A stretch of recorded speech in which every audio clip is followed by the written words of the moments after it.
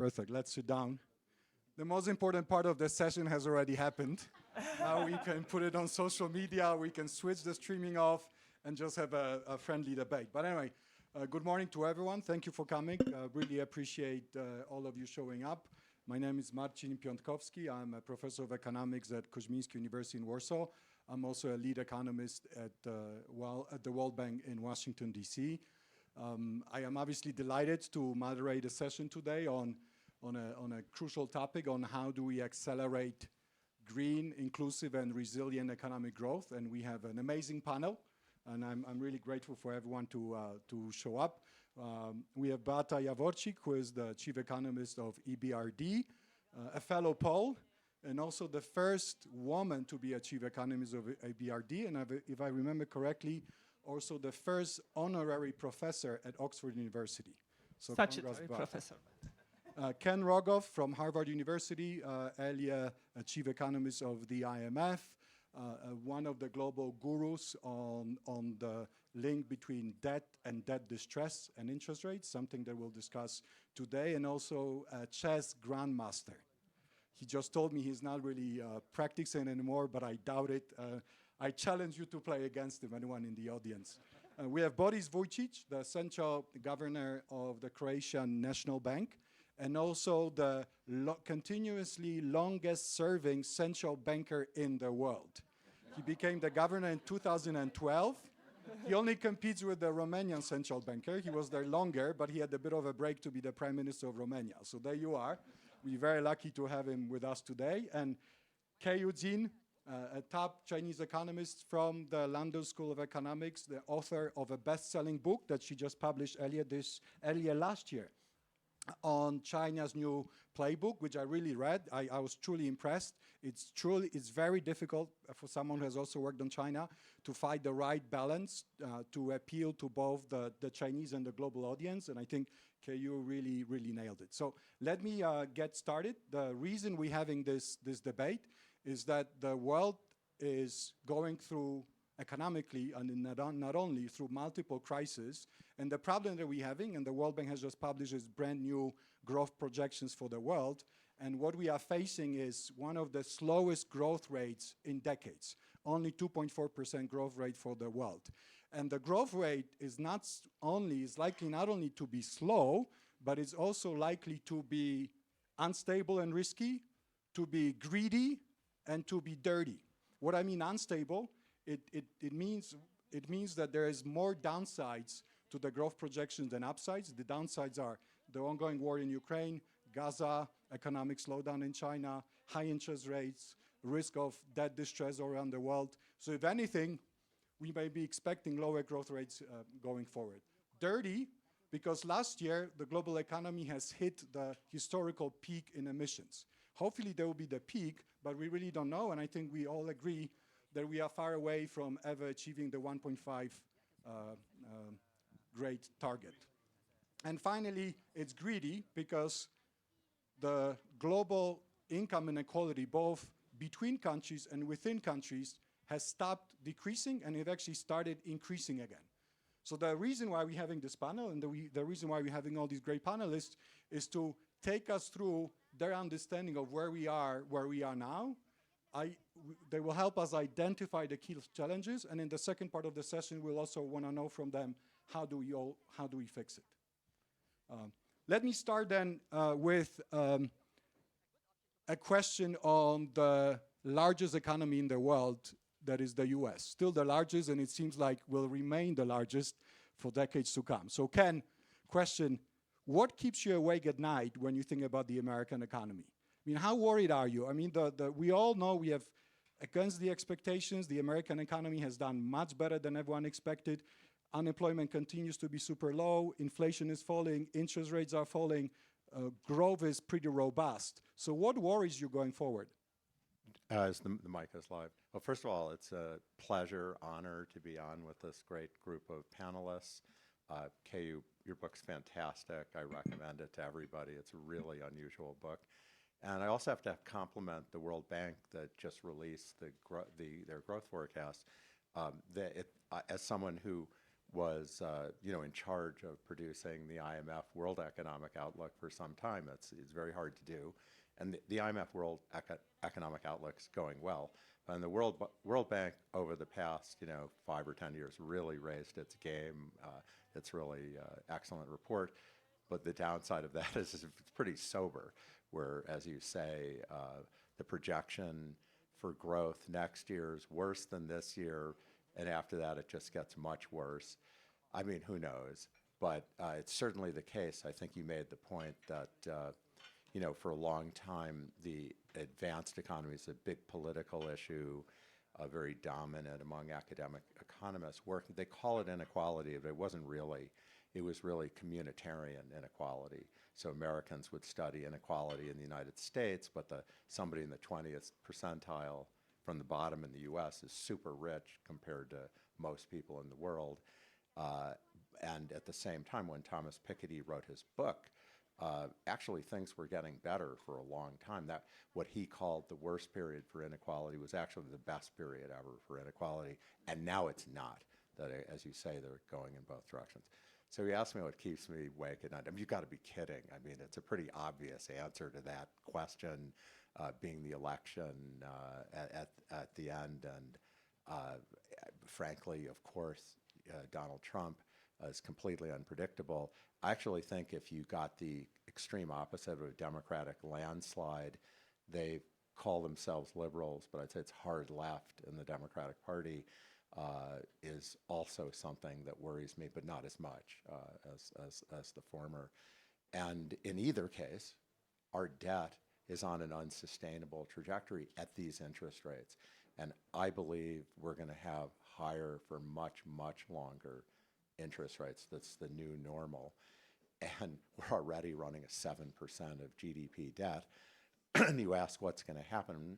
And of course, what's going to happen is what just happened. We're going to get at some point a burst of inflation. I don't know when and where the Fed will yield to the political pressures. The last burst of inflation was the equivalent of a 10% default on our debt, if you look at the excess inflation. And we're going to need that again pretty soon if we get one of these extreme outcomes. At some point, the bond market's going to start charging us for that a lot more than it did, and so that's not a pretty picture. But you've been talking about high interest rates going forward. You've been arguing for a long time that the period of super low interest rates and cost of debt before the pandemic was unsustainable. And then we're moving into a new period where the nominal and obviously real interest rates will be much higher. Why do you think so, and what will be the impact on the global economy? I mean, so very briefly, I've done this work over many years with two former students, Barbara Rossi and Paul Schmelzing, which looks at a long history of interest rates.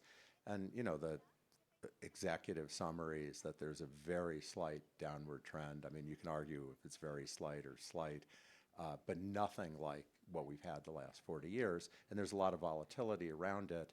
And when it gets very high relative to that trend or very low relative to that trend, it doesn't last forever, and it typically goes away after 5 or 10 years. And so probably that's, as much as anything what's going on. The fundamentals, I'd be lying if I said I really know, because it's so hard to understand. But nature abhors a vacuum. When the interest rates are really low, everyone borrows, and borrow we did, and world debt, not just governments. Whatever measure you look at, it's some, incredible record. We have increased populism all over the world, which has the good effect of redistributing income, but it also increases spending. The green transition that we're going to talk about, if it ever happens, will be very expensive.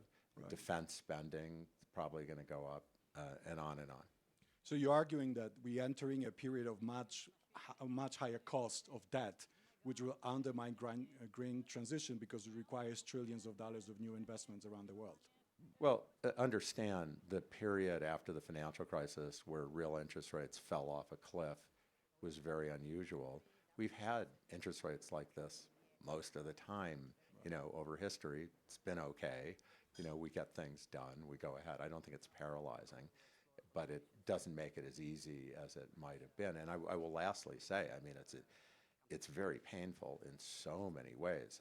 There's so many developing economies in distress, and even in rich economies, if you're young and you don't already own a house, forget it. I mean, it's just out of reach for many people. Interest rates in China, unlike in the rest of the world, are actually decreasing, and apparently China is now facing deflation, a fall in prices. And you've been arguing for some time, and I want to get Kayu's view on this. You've been arguing for now some time that Chinese economic miracle is over, that China will now go into move into a new growth trajectory at the growth rate of about 2 or 3% over the next decade or so. Why do you think so? First of all, I'm in Kayu's presence, who's like the world expert here. So I've done work on an aspect of it, which I can talk about. So I've done work with Yuan Chenyang, who's now was a student and is now at the International Monetary Fund, looking at the property sector in China, commercial, residential, and more recently looking at infrastructure. It's a very big part of the economy that China's very good at it. But I feel there's a sense in which there are many parts of China that are overbuilt. And so particularly the poor and smaller tier 3 cities, which are 60% of GDP, and it's good, it's great, but they're diminishing returns. It's not an easy shift to make. I could point to other reasons, but I'll leave it to Kayu. All right, let's move it to Kayu then. Do you agree that China's growth miracle is now over, and we, as many experts actually are arguing, because of diminishing returns to investment, because the sort of the demographic decline of China, because of political centralization, that the old Chinese growth rates are over? What do you think? Well, first of all, it's great to be among friends and my former advisor, Ken. And of course, you know, China is the second largest economy, so we're talking about it from all kinds of perspectives. I absolutely agree with Ken on the real estate. I mean, first of all, the government doesn't want to see, you know, wants to see a kind of a slow, long-run adjustments towards a new equilibrium. And there's been a lot of focus, redirection on hard tech, high tech, you know, smart manufacturing, all this great stuff for a developing country in the future. But look, it's not going to replace or displace the real estate as a contributor to growth and employment. And that's just a reality that we're going to have to face, and China will have to go through a very long and hopefully patient long-run adjustment. So in that sense, short-term growth rates, but you know, China is massive. So even if it keeps on growing at 3 to 4%, even if India grows 4 percentage points faster than China until 2030, China's still going to contribute, what, like 130 trillion additional dollars of GDP than India is. But just first principles, coming back to where China is today, you got still close to 1 billion people who's living under $300 per month, right? You got the eastern provinces that are already rich, high-income places. It's just the geographical disparity, talking about income inequality, a lot of it in China is the geographical disparity. You got the service sector that only contributes to 50%. In advanced economy, it's 80%.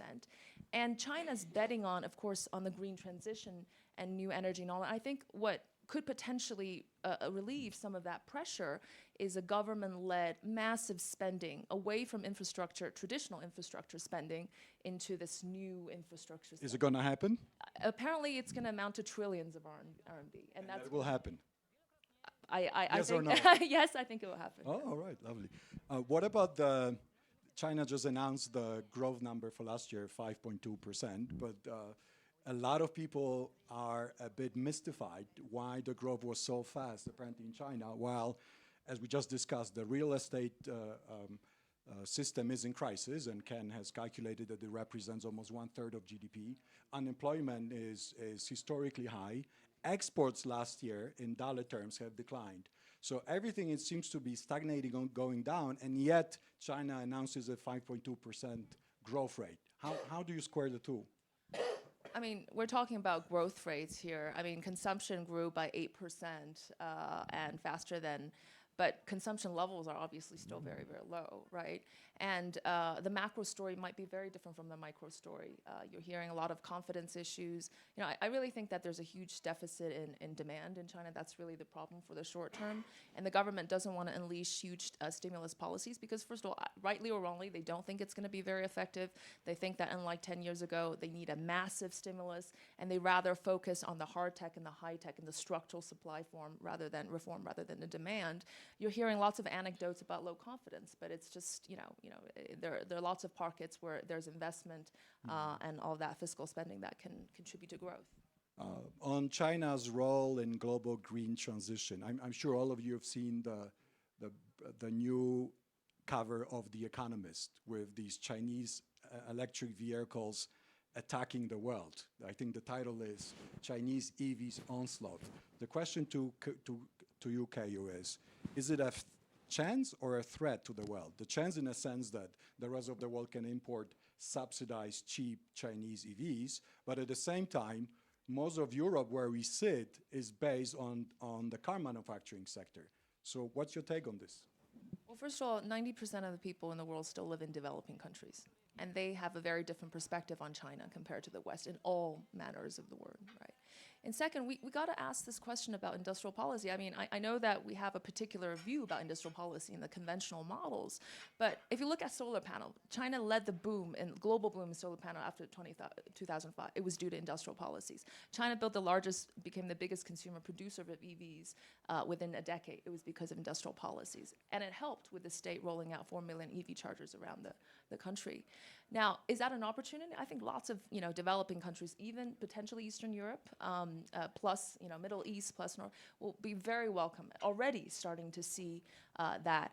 And also, I would say that I would imagine that the global exodus of Chinese companies, right? After they've been through the round of competition, domestic fierce competition, they're like really at the frontier and on top of the world, is the next global trend, to the extent that geopolitics allow for it. But that's more of a question between China and the US rather than with the rest of the world. Great. I hope the audience will get your questions ready on whether you're ready to drive a Chinese EV and what we heard from the two panelists.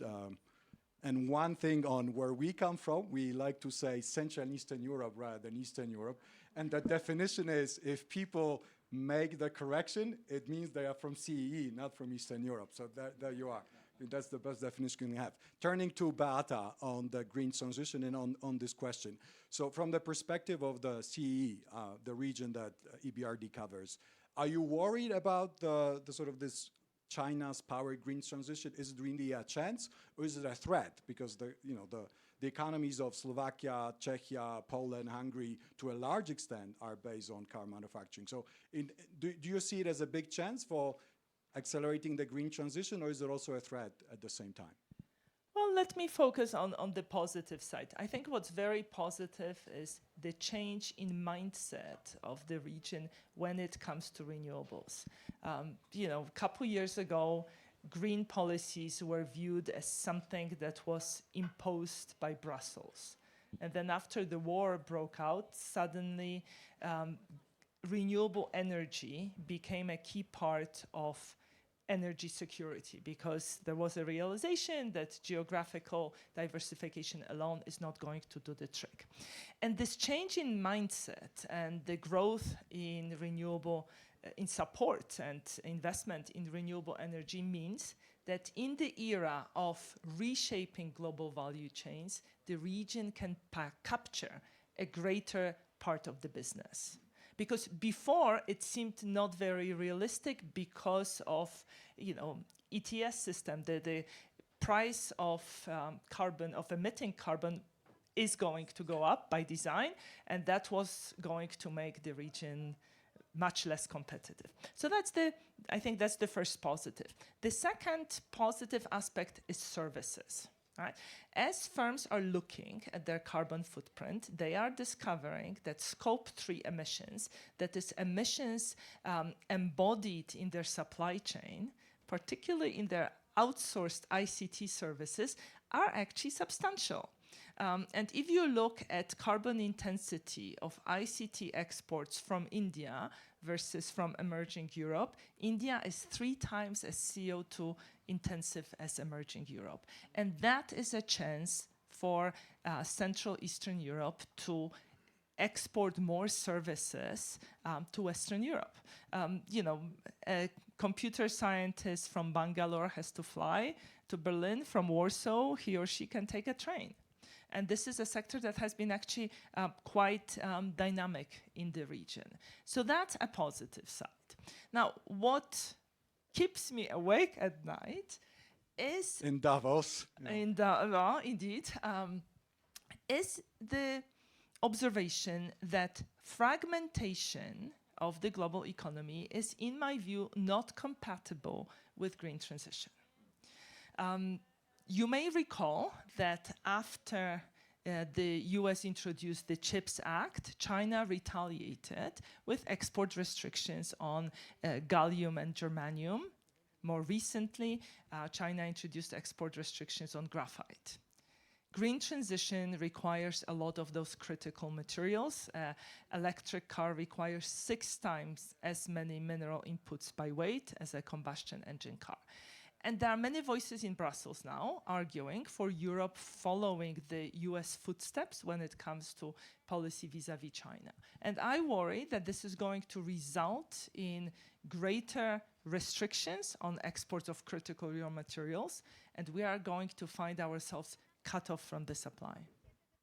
Particularly if Trump gets elected, I would then presume that the trade fragmentation will accelerate, and that will undermine green transition in the region and globally. And what is also very worrisome is that in many conversations, reversal of globalization or this fragmented global economy are treated now as a benchmark.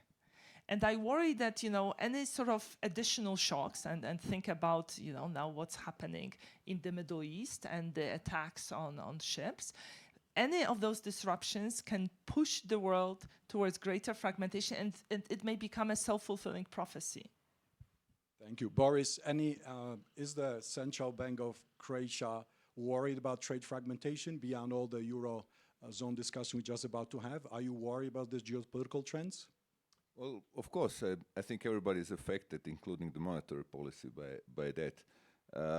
It's a kind of a long-term trend. It started sometimes with the Obama administration already, then with Trump administration and the relations with China, it got worse, and now it's getting into a situation where pretty much everybody is adopting a kind of a policies which are second best, but in a way are retaliating against the others' actions.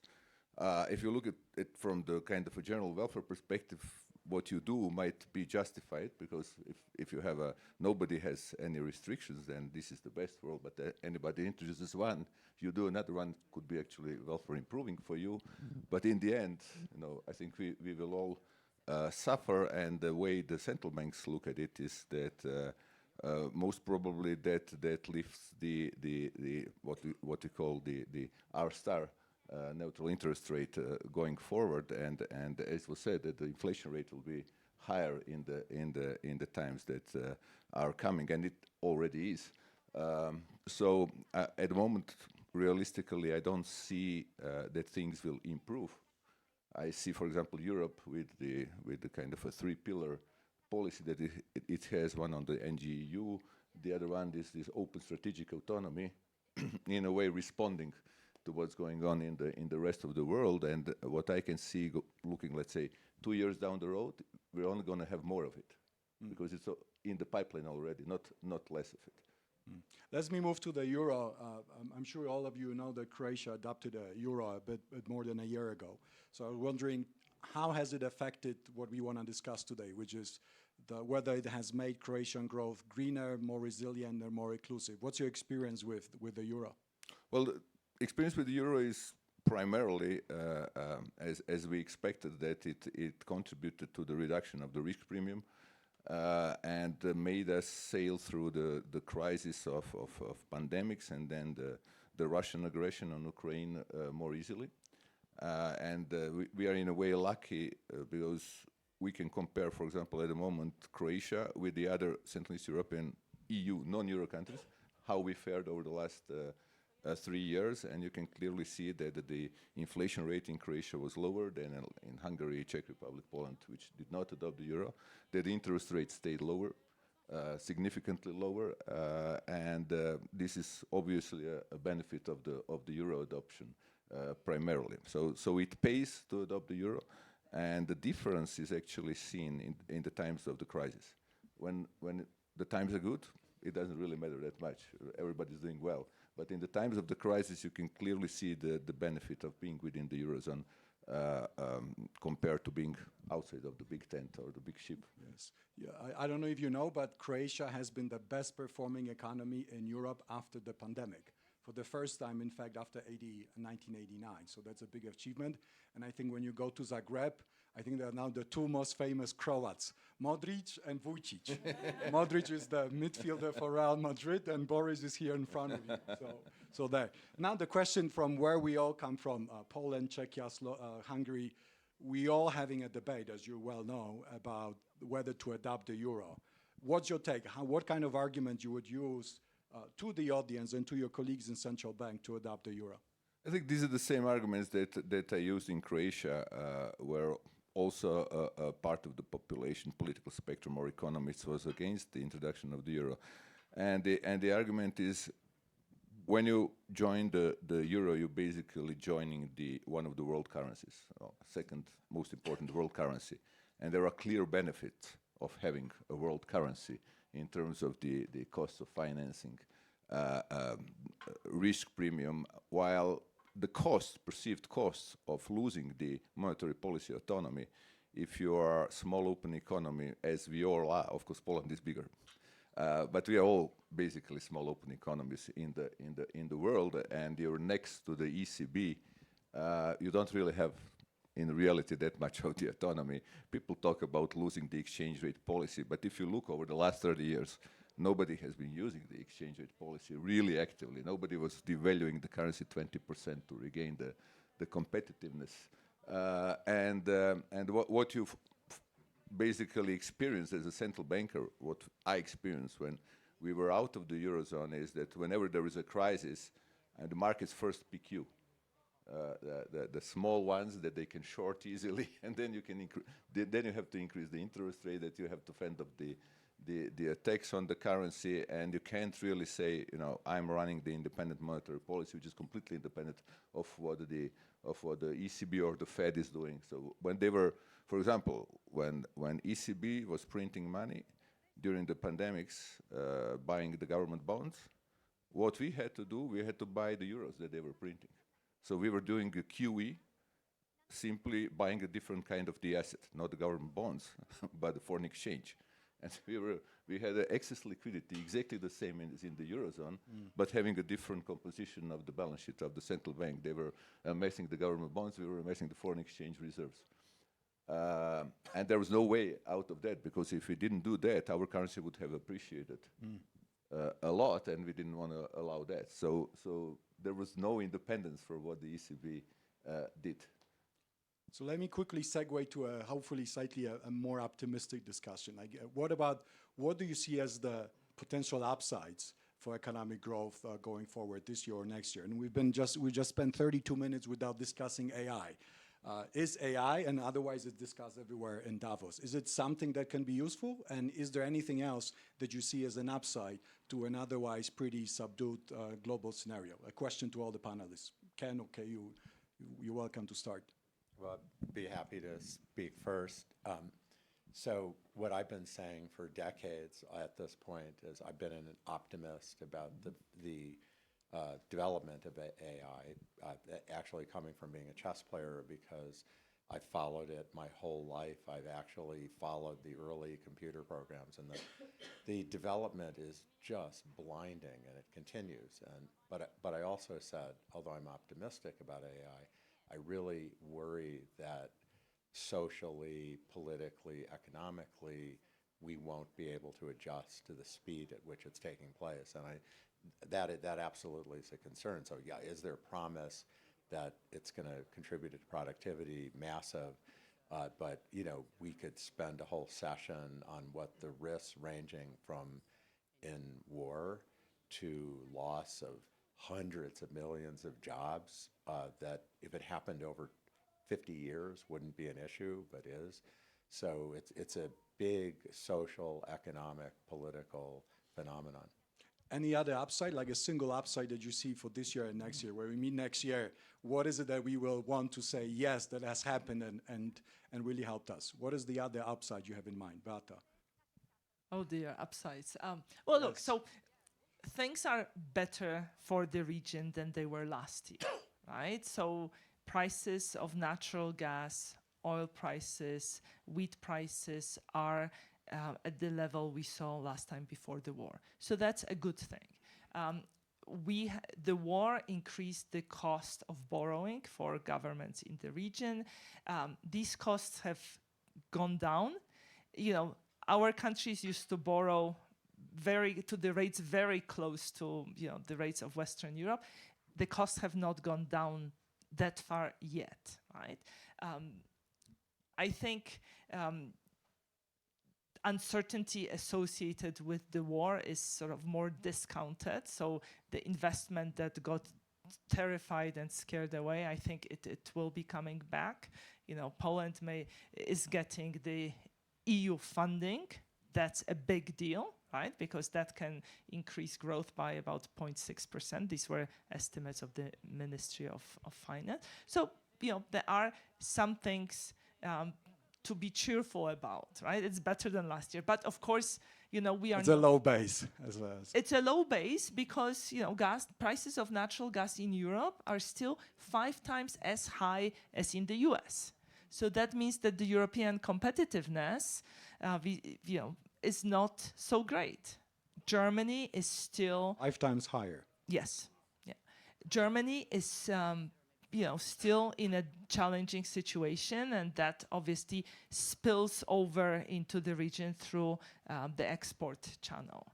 And of course, the situation in the Middle East and the disruptions to shipping could potentially send energy prices up and bring inflation back, right? So inflation is down, but it is the easy part of bringing down inflation has happened. But the core inflation is still substantial.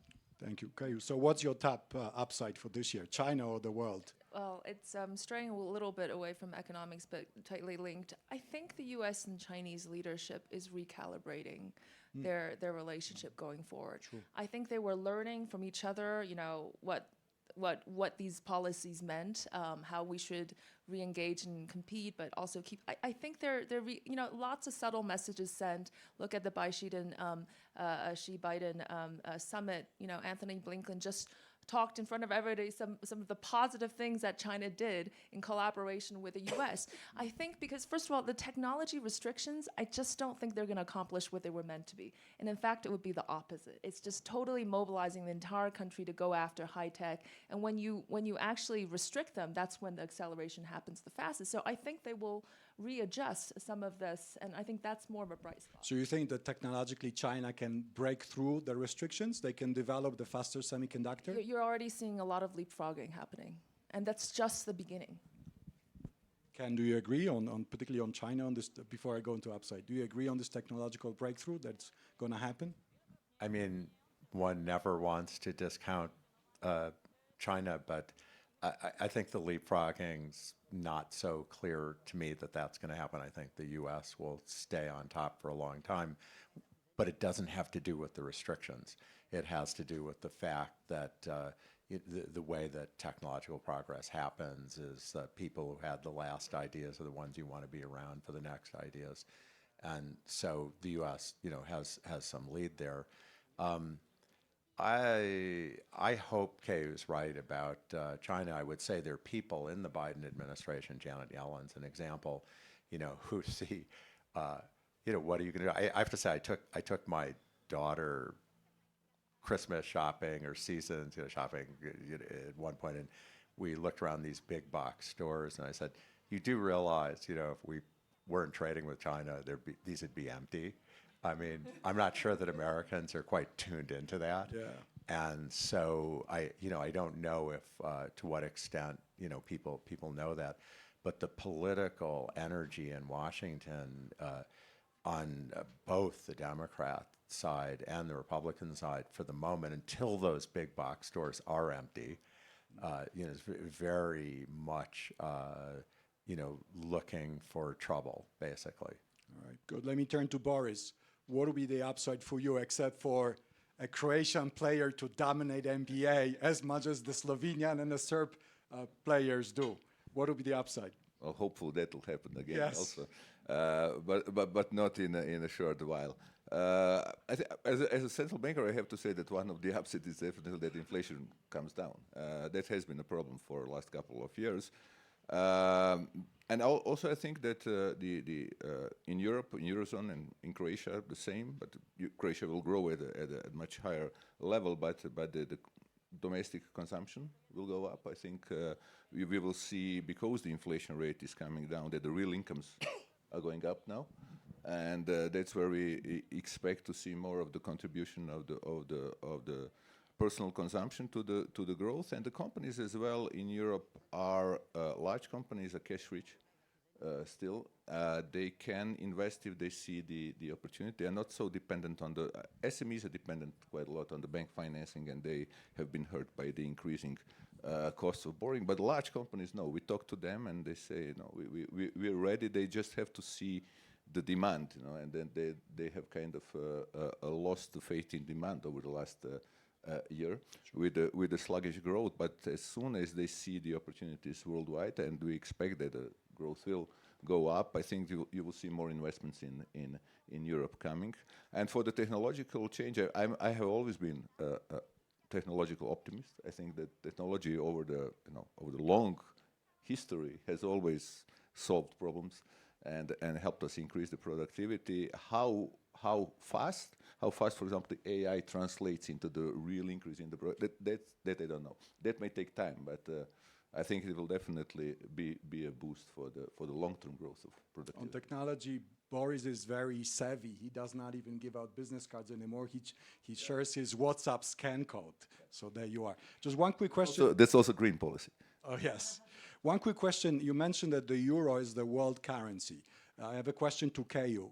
Is yuan becoming a global currency? Will it become one? Well, that is the ambition, but obviously it will be very, very challenging because, it also relates to the financial depth of the country, and that's obviously a very, very lagging situation.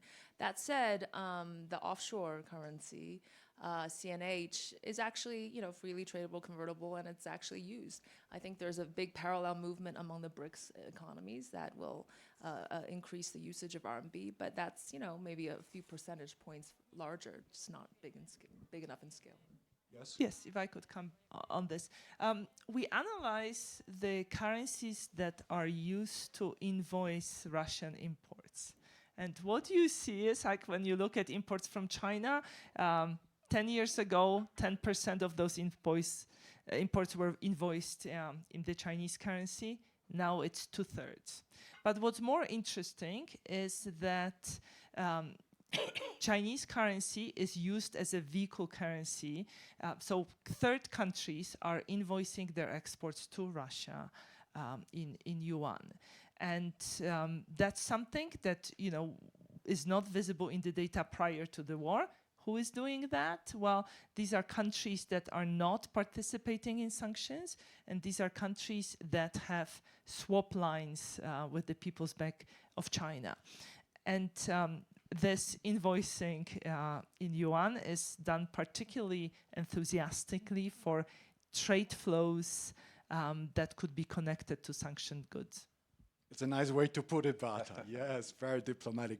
The audience, are you still with us? Raise your hand if you're still with us. Yes? Okay, very good then. Let me quickly move to the second part of our discussion. I've asked you earlier to tell us what are your top 3 solutions to make the global economic growth more resilient, more inclusive, more green. What would it be? Let me start from Ken. Well, I don't know if I have 3, but I think that certainly something that comes out of Davos and been for a long time is the rich countries are spending on green transition. Europe very consciously through thoughtful policies. The United States, somewhat through luck, has been getting greener. I mean, the Inflation Reduction Act's a tiny piece of it. It's actually, parenthetically, our oil production's at an all-time peak now. But emerging markets and developing economies, what's the plan? So you see the World Bank releases and the International Energy Agency. This is how much green investment there has to be. And then I'm in some meetings. Only the private money can solve this scale. Private money's not going to solve the problem, and we've seen this movie before. I mean, if we have massive flows of private money into emerging markets and developing economies to pay for, in many cases, what is not something done for the world good, but it's not really economically good in itself. You're substituting for something legacy. And I think we need to have massive grants to the emerging markets. I have a paper about this. I actually started over the course of the years here. And I actually think we need, I'm sorry to say, but I don't think the World Bank's the right place for this. It's just way too spread out over the map. And I frankly don't think has a great track record on this. And so I've had, my name for this is the World Carbon Bank in order to facilitate this. And so I've been talking about this for a long time, and I think we need something like that. I will leave the World Bank diplomatically aside, but the question is, you've just mentioned massive grants from developed countries to developing countries, but so far it has not been working that well. The West promised $100 billion in funds to the developing countries, and it has taken years to even get closer to this amount, and I don't think it's even really been dispersed. So is it realistic to expect the massive grants to happen? So I think at some point we will reach a tipping point, maybe in generational transition in the advanced economies, maybe in weather patterns in the advanced economies, where suddenly people realize, I don't know what's true, but certainly if you listen to the average person here, Davos person, they're frantic about it, and if they're right, it will change things. And it could change the whole relationship between developing economies and rich countries, which, if I were to put not so diplomatically, was you used to be our colonies, now you're not going to be our colonies, but we'll take your commodities and sort of keep you on the lower end of the totem pole, and that's going to be our relationship. And this relationship is going to change because the developing economies are going to have a lot of power. If you want us to cooperate on doing this, you're going to have to really change the whole way that the global system's structured. Yes, thank you. Keiyu, if you were a president of China for a moment, I know it's a risky proposition, what are the 3 top things you would do over the next year? First of all, I'd send my premier to Davos and That has already happened, one done. and announce to the world that China is open for business and more open than ever. I think that is a very important message to send because there's perceptions about China. Second, the really super important things that Ken and you have mentioned about the green transition and collaboration. I mean, this is the one bright spot for collaboration. It's just it's not going to be possible without China's active participation in the global arena, so a supply chain for that. Third, protectionism is on the rise, and then you see trade being rerouted, taking a longer route, but the ultimate demand and supply is still coming from the largest economies, but trade costs are rising. So I think keeping sea lanes open, keeping, talking not twice a year, but once a month between the leaders, I think will help a lot. Very good. Beata? So 3 essential ingredients, right? One is preventing trade fragmentation for the reasons connected to critical raw materials. Second, more cooperation, less competition. Because of the IRA, everybody in Europe is very worried about firms leaving for the US. And I worry that, in Europe, we will be paying not for new green investment, we will be paying firms to stay in Europe, to keep existing facilities. And that's clearly suboptimal from the global perspective, right? That's sort of the subsidy competition. And third, and perhaps most important, is bringing the people along, keeping support of the public. We just finished household survey in more than 30 countries. The good news is that if you ask people, will climate change affect today's children? In all but one country, more than half of the people agrees. So people think climate change is real. Now, when you ask, are you willing to pay more taxes in order for the government to combat climate change? Or if you ask, should governments prioritize environment over economic growth and jobs? Then the enthusiasm is much weaker, right? So the numbers are in some countries in low 30s. So you can split people into three groups. Those who are engaged, so they believe climate change is real and they want to pay. Those who are skeptical, and those whom we call disengaged. So they think climate change is real, but they are not willing to pay. And, those disengaged constitute about 30% of respondents in those surveys, which are supposed to be representative on their countries. So, if there's one lesson from 30 years of reforms in Eastern Europe, it is that unless there is broad-based support for reforms, they are not going to stick. And I think we are underappreciating, the need to have an honest dialogue with the public about green transition and assuring the public that, people who will lose out will be taken care of. Let me have a quick follow-up question. You mentioned trade fragmentation and competition. Are you suggesting that IRA and Chinese subsidies to EVs are wrong?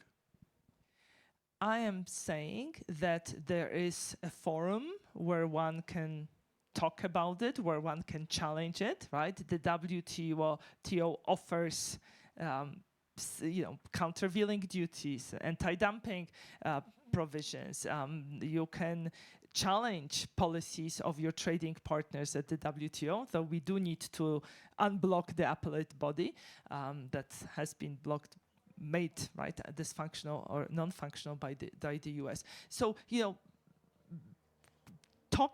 coming together is, I think, it's a better option than escalating the tensions.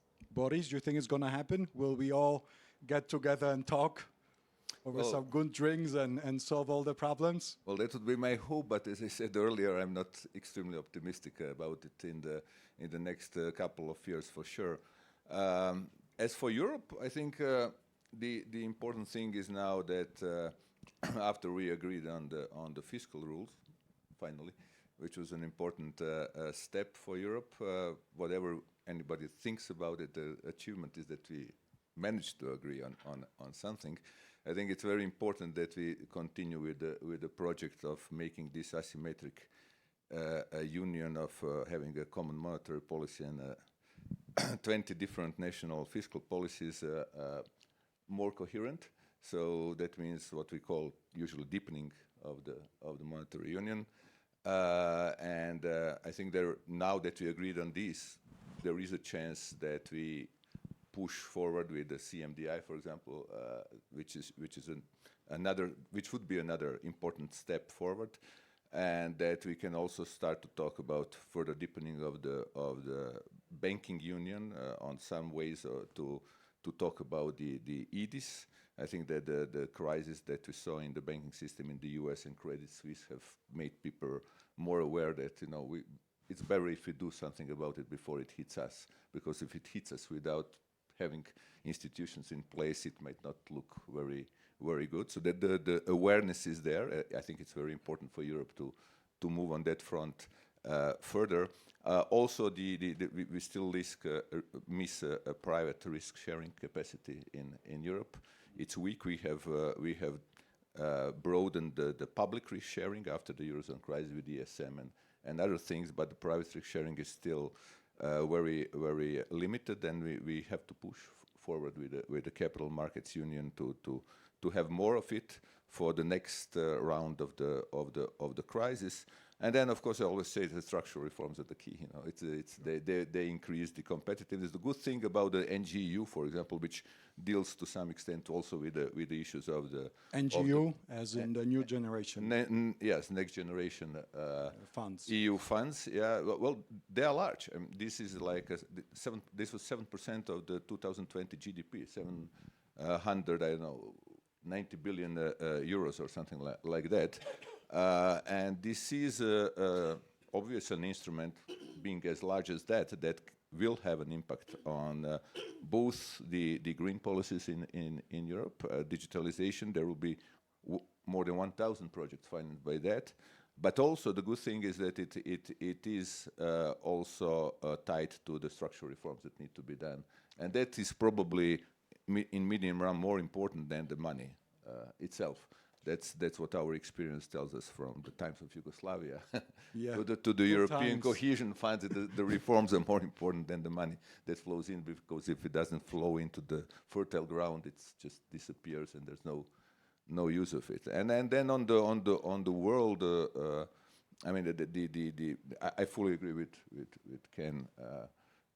When I talk to my friends, my colleagues, for example, from South Africa, Lesotho, or India, people, or you can talk about China, the people that burn a lot of coal still.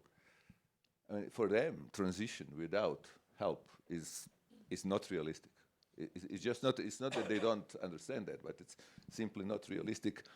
We will need to have something like that if we want to see it happening.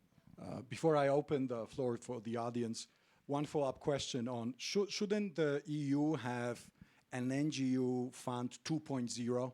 I mean, that was the first time the EU borrowed money to help EU economies. Don't we have enough good ideas for investment in our defense, in our green transition? Should not the EU borrow again, perhaps €1 trillion, and invest it across the whole union?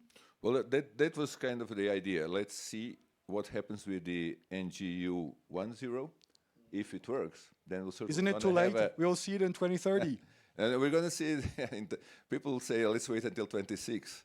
But there will be certainly a push to do some things earlier. And you know how it is in Europe. It's going to be a negotiation, north-south, how much we did, how much we can expect, and whether we should do more. Yes. But I would think that from where we are now, at the beginning of 2024, there is a likelihood that the NGU will be more of a success than skeptics thought in the beginning, and that will create a prospect for more of it. Inshallah. But in the meantime, what I'm worried about is that, as many of you know here, for instance, Germany has been spending 2% of GDP on public investment over the last 2 decades or so, and I'm not entirely certain that the new fiscal rules that have been just adopted will actually change German minds. And that's critical, obviously, for European economy. But I'll just leave you with this comment. We can have a... Germans have their own rules. In addition to the European quick comment rules. From Ken, and then we turn to the audience. No, I just wanted to say, I think there needs to be a deepening of monetary union for it to be stable. So, you know, there was the old description of the transition to the euro, that if you didn't, like a bicycle, if you don't keep riding it, you're going to fall down. I think the higher real interest rates will make negotiations harder next time there's a crisis and there's a need to have more spending, which there needs to be. And I think there's no end game where Europe doesn't become, frankly, have more political union, meaningful political union, instead of everything being a negotiation where Hungary can veto, you know, something mission critical, and then fiscal union. I mean, you know, I was saying this in the 10 years ago, longer than that. I remember giving a talk in France, and people said, "You're nuts," you know, and they said something I didn't understand, but maybe someone will know. You must be drinking wine and beer at the same time, that we're just never going to do this. But I think if it doesn't happen, if there isn't a deepening, it won't be so easy to handle the next crisis. And precisely because real interest rates are higher it's going to make those negotiations, which are already difficult when money seemed free, really hard. It's a good point, indeed, and I think those also goes about the fiscal rules that we discuss, and to what extent we can actually go forward with the old, still I think largely old-fashioned fiscal rules, given that globally, as the World Bank has calculated, we need to invest at least $3 trillion in green transition globally. But anyway, we have 15 minutes left. Let's open it up to the audience. There's 4 questions. I'll start from the lady in the back, if we can get a mic, and then from a gentleman. Thank you very much. My name is Katarzyna Hanula-Bobit. I'm representing an organization called Positive Money. And I have a question. In the context of high interest rates, when the green investments and investments in renewable are suffering because of the high capex, I want to know if central banks or maybe economists are considering some that can simulate like green loans, like dual interest rates or green TLTROs. So that's my question. Great question. Thank you. Let's pick up a few more and then we'll turn. Yes, sir. Yeah, question about EU accession. Can you introduce yourself? My name is John de Blasio. I represent DT Global, DT Institute, 2 international development firms. We do work in Western Balkans, and we're working on EU accession. And my question is the EU serious about EU accession for the countries in the Western Balkans? All right, ladies there. Hi, thank you. My name is Nicole Golden. I'm a senior fellow with the Geoeconomic Center at Atlantic Council and also a former lead economist at the bank as well. My question is picking up on some of the issues on inequality that have been mentioned. We know, for example, that youth employment, you mentioned some of the geographic issues in China. We know youth employment is a big part of that story if you want to think about domestic resource mobilization, and we mentioned SMEs, and we know that getting women more into the workforce is going to be a big issue. So I'm curious if you can comment on some of the generational and gender dynamics at play. I obviously know this is a big area that the EBRD is working in as well. Thanks. All right, thank you. We have 3 questions. One on whether the central bank have a role in financing green transition. The second one on EU accession. I don't know if anyone wants to pick up that one. And the third one on inequality of unemployment and the sort of the labor market situation. Anyone wants to pick it up? Let me start with the first question on the green financing. Central banks directly at the moment are not doing something on directly financing the green transition, but there is a whole set of actions in the regulatory sphere and in the supervision done by the SSM towards the banks, which is basically gearing the financial sector towards realizing the risks of the climate change in their portfolios, and therefore basically next step would be obviously different risk assessments of different types of the portfolios once we get the complete picture of the data, and the banks are already very well aware of that and also slowly moving in that direction. But the kind of a mitigation of the higher interest rates for financing of the green projects is in Europe done through the NGEU. That's one leg. The other one is the EIB, which has now labeled itself being a green bank, and is offering a financing at there's a development bank here in Poland, which certainly cooperates with the EIB on this type of the project. So they also extend the money to all the notional development banks in order to help finance the green projects. Yeah. So it's not just the EIB that's lending. EBRD, we 50% of our investment last year and in the 2 years prior was directed to green areas. On the questions about lending, we have a program, so-called green credit lines, where we work with partner banks in countries of operations. I think one can think of these instruments as using subsidized interest rate. To be honest with you, I don't know the details of all of these programs, but that's potentially one lever one can pull. But there's also another lever. It turns out that people often don't know what green investments they can make. So there are some, so we found that it's helpful when together with money, you offer a menu of options. You know, here is a tried and tested technology. You know, this is a better way of heating things. This is another technology or another way of saving CO2 emissions. So providing information seems very important as well.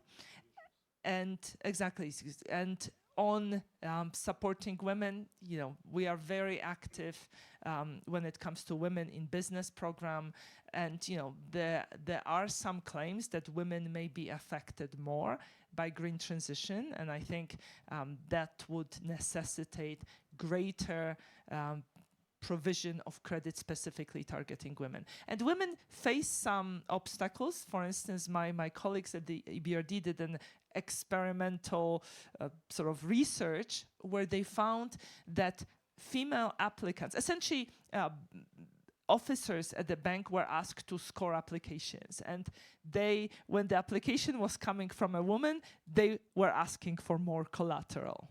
So, you know, there is scope also for training officers and so on. Good, thank you.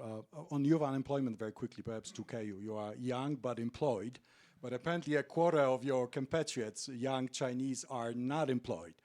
How much does it worry you, and what would you do to change it? I think the politicians or the leaders are keeping following that group of people very closely. Look, you know, they're the last to be hired and the first to go. So that's what's causing but I think more deeper issues is that there's a huge skill and education mismatch. China expanded secondary schooling, and there's 100 million college graduates, but you know, what are they going to do? They don't want to line up factory, you know, on the factory production machine. But there are 25 million jobs to be waiting to be filled in manufacturing.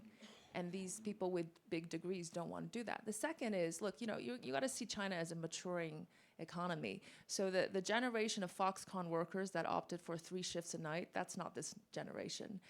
This generation has a much higher reservation wage, below which they don't want to work.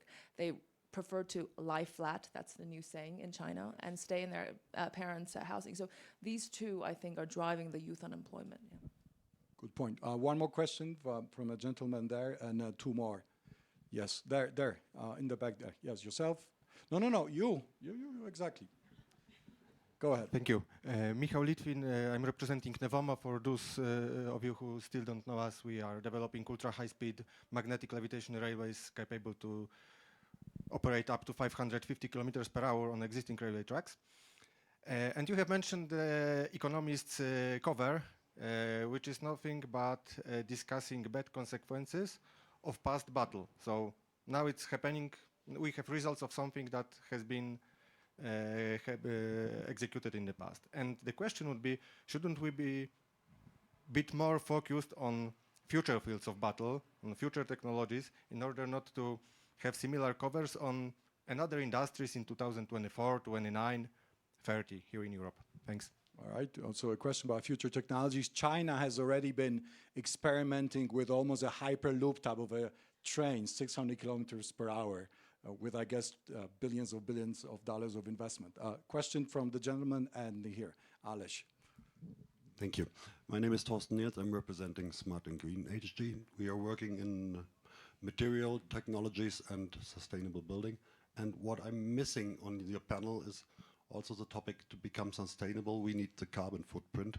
And of course, if we have the carbon footprint, we need first the green energy. Without this, nothing is working. Not the data, not the digitalization, and not the production anywhere.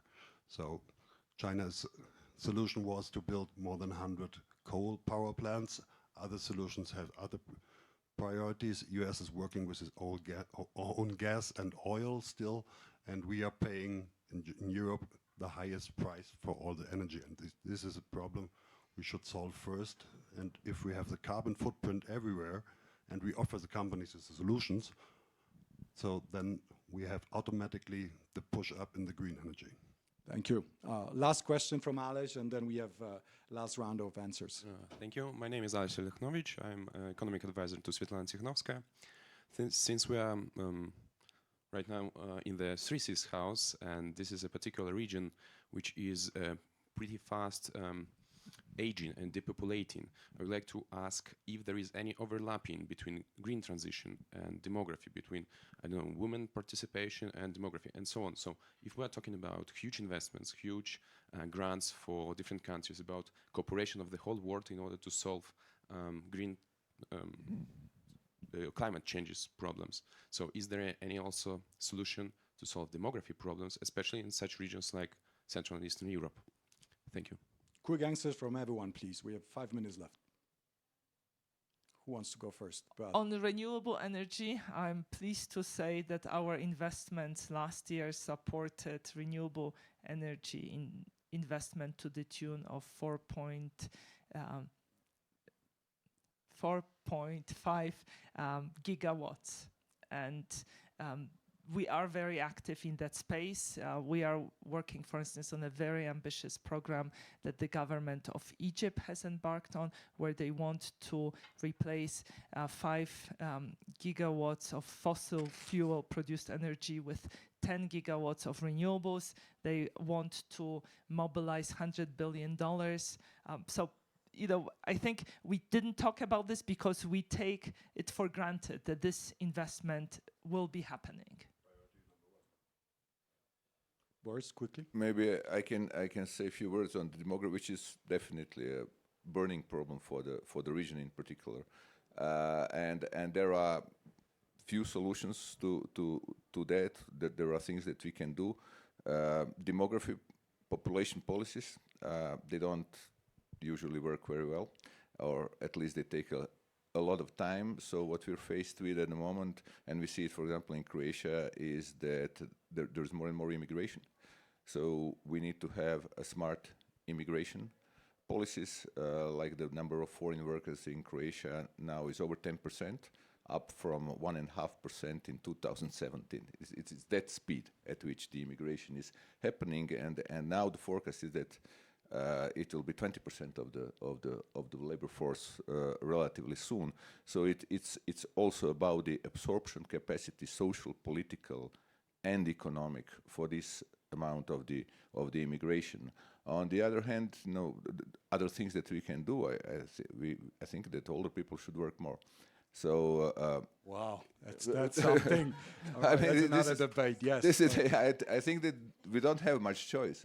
Yes. When we look, for example, at the possibility of increasing the labor force participation rate, bringing in the older population, that can solve, under our calculation, 30 to 40% of the problem.